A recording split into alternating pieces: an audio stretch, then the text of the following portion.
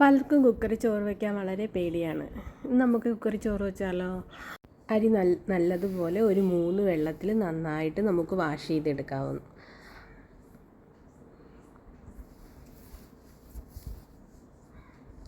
അതിനുശേഷം 1 ഗ്ലാസ് അരിക്ക് ഒരു 4 ഗ്ലാസ് വെള്ളത്തോളം വെക്കേണ്ടതുണ്ട്.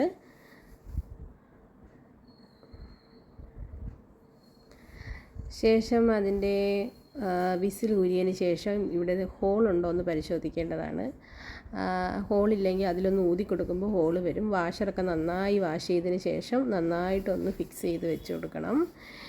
ശേഷം നമുക്ക് നന്നായിട്ട് കുക്കർ അടച്ച് വിസിലിട്ട് കൊടുക്കാം. എന്നിട്ട് ഒരു 6 വിസിൽ, ചെറിയ തീയിൽ വേണം ഇത് വയ്ക്കാൻ.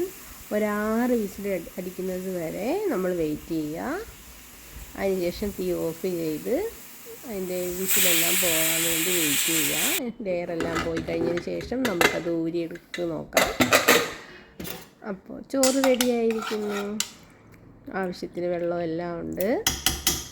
അതിനുശേഷം നമുക്കൊന്ന് ഊറ്റിയെടുക്കാം.